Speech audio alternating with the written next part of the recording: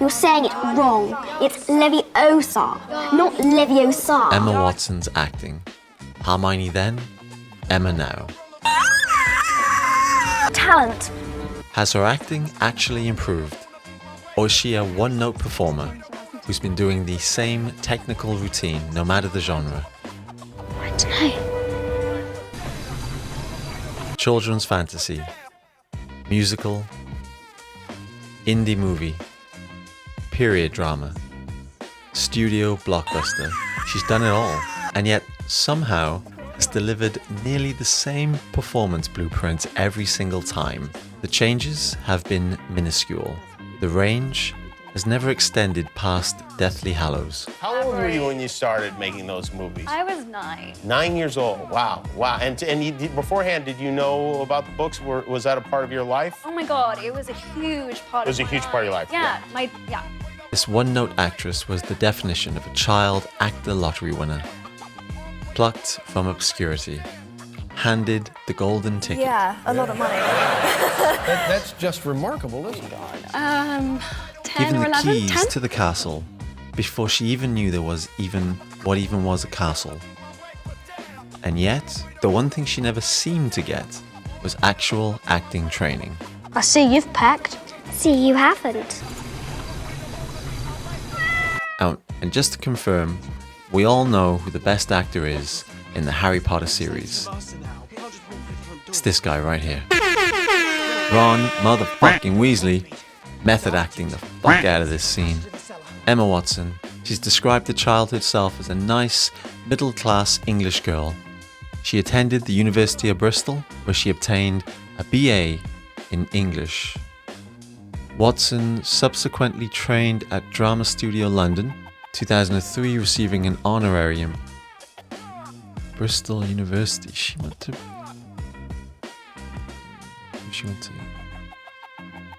this is Emily Watson. God damn it. Come on, dude, focus. Okay, this makes more sense. She didn't go to drama school. She did some training at Stagecoach, Oxford.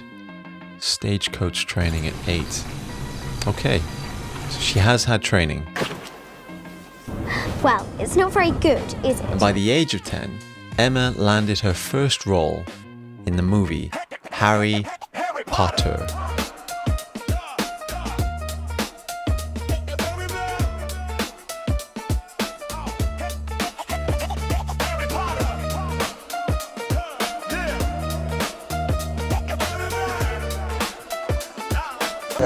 Before you say give her a break, she's just a kid. I know. I am going to give her a break. I'm not even going to go through the Harry Potter movies. In fact, I love those films. No, stop. I know what it means. So, a genius. Frankly, her input is part of the reason why I love those films. So there, she's fine. But she has done other films, and I am going to pick those apart. Let's see them. By the last Harry Potter, I feel like that's nearly a decade of acting. With the greatest actors in British film, she still, in my eyes, hasn't improved much. The greatest learning experience any actor could get. So, what exactly did she pick up? What test? Teeth test. Okay. Now. Teeth test. Okay, I think that'll do it for now. Articulation. Good. You can help Harry then. He's going to go and look in the library for information on Nicholas Flamel. It isn't effort, although her energy, I feel, is low. I'm doing everything I can. You're not doing enough! But it's that her technique barely changes. She has the same cadence, same eyebrow tension, same seriously over-articulation. It's the same Hermione voice. So, let's break it down. The evolution of Hermione Granger. Teeth test. Perks of being a wallflower. Her performance in Perks, for me, personally, is kind of flat. I feel like I'm finally doing good. You are. Well, what about you? When I met you, you were this scared freshman. Now look at you in that suit. You're like a sexy English schoolboy. She gets a pass as she's still young, to be fair, and the scenes don't demand a lot. It's not bad, it's not great, it's fine. Critics said she struggled with the American accent, drifting back to British in emotional moments. Once you hear it, you can't unhear it. His name was Robert. He used to come over to the house all the time. Was he your first boyfriend? He was my dad's boss. But it's almost stiffening up her performance, like she's working hard on the accent that it's taking away from her performance. I mean, this guy, Logan, is a top actor. And if you look at the difference, you can see the look in his eyes. You can see it. There's sincerity, nervousness. There's character, very clear from the beginning. His demeanor. He's got what great acting is when you tell the audience, before you get into any serious dialogue, what type of character this is. You see the stare in his eyes.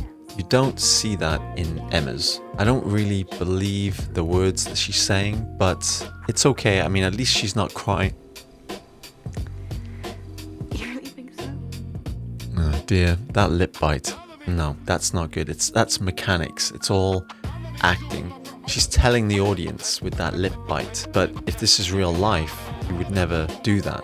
What sucks is that you have a great scene partner with this guy. And it's just a shame she can't loosen up more. I love you, Charlie. I love you too.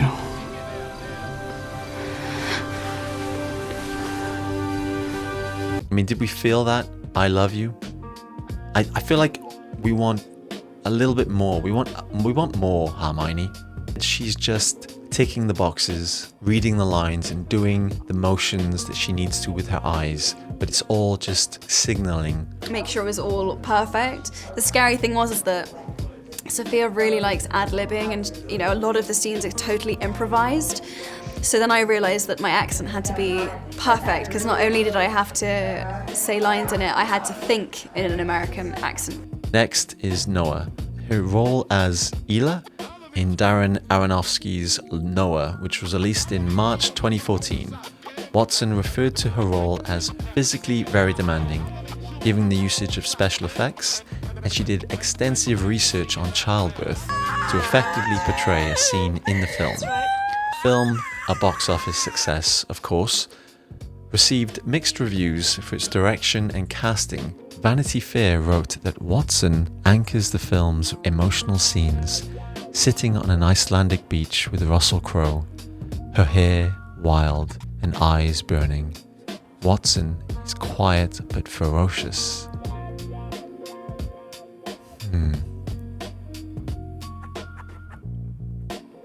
It's pretty good, but it's such a cinematic movie that everyone looks good.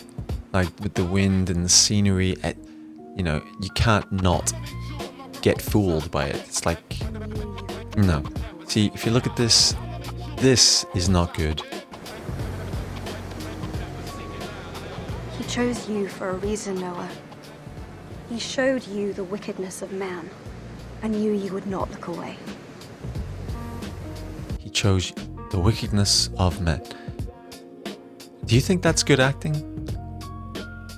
I understand delivering lines can be played in different ways, but you can't deny this is $1 million, big budget A-lister movie. And delivering the lines like that, I feel, is a bit bland.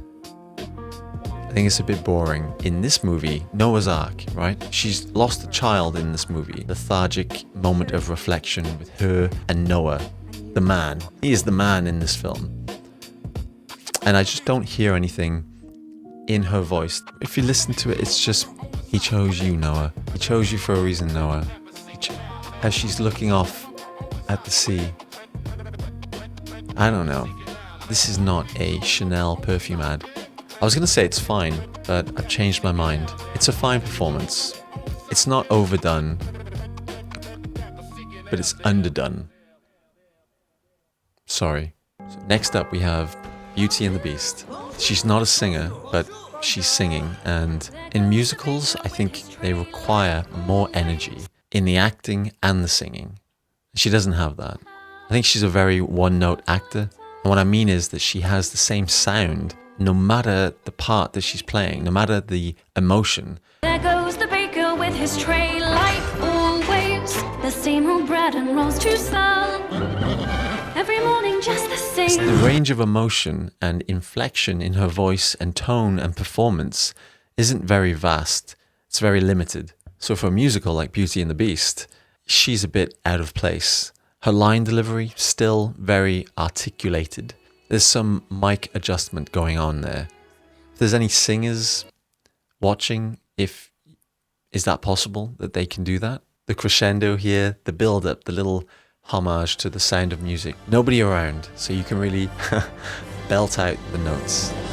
I want adventure in the great white somewhere. But she doesn't. She's not even opening her mouth much in this. And you know, even the director knows this. Even he's covering for her. There's no close-up of the camera on her. The camera pans around very quick to a side profile and then straight to the view that she's looking at. The behind the scenes, they don't even show Emma Watson singing. They show everyone else, but they don't show her singing. That's suspicious.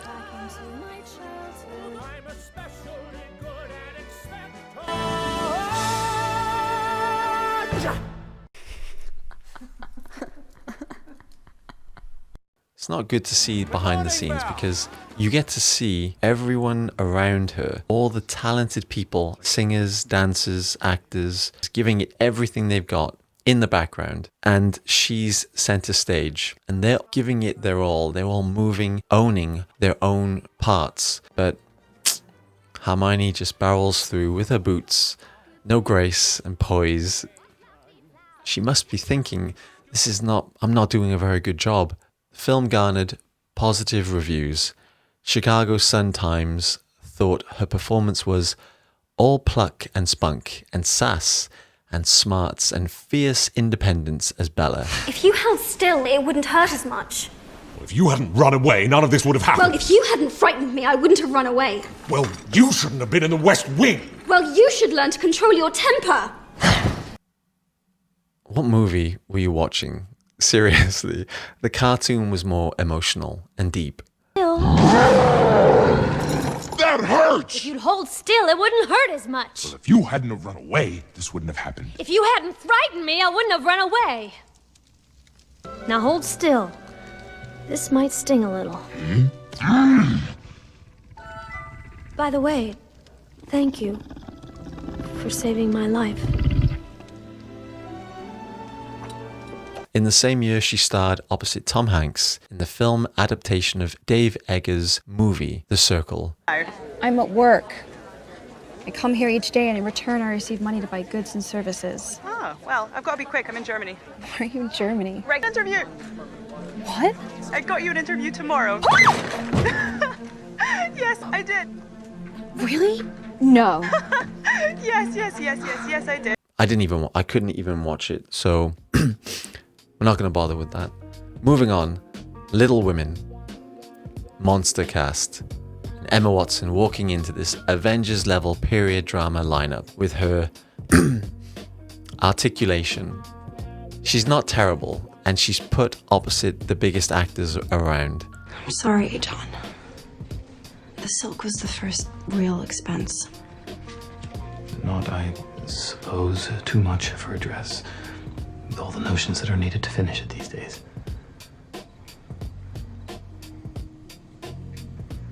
It's not exactly even a dress yet. You can see her acting, the eyes moving around with thought, a little push of emotion so the eyes water slightly. Nearly 2 decades in the biz. She should have passed this level, I think, of acting by now.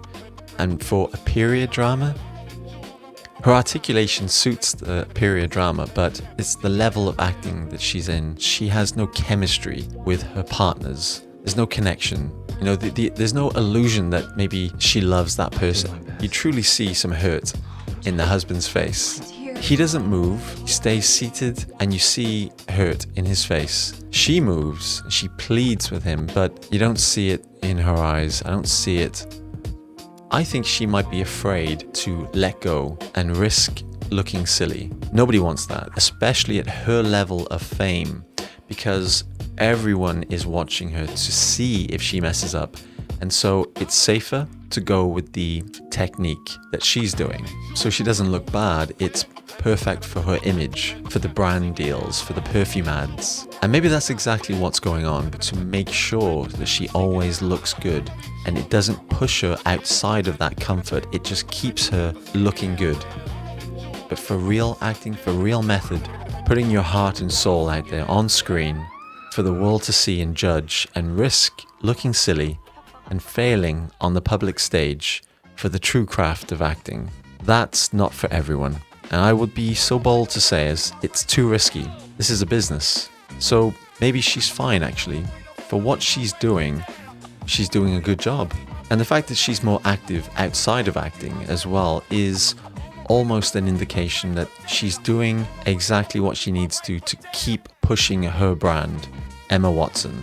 Today, in 2025, the audience demands realness. This is what actors of the A-list should be delivering. The messiness, the breath, spontaneity, not perfect diction with slightly watery eyes. Today there is a bar, and today, more than ever, the public can spot and see when someone's not up to par. Emma Watson. Not great, not bad. Could be better. Yes. Sometimes okay. Over-articulated line delivery, still very stagecoach, but hopefully after some time off, making a comeback is cool.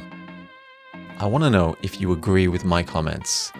It's a bit messy there, but I did make a few, so let me know in the comments if you agree or disagree, and I'll see you on the next one. A genius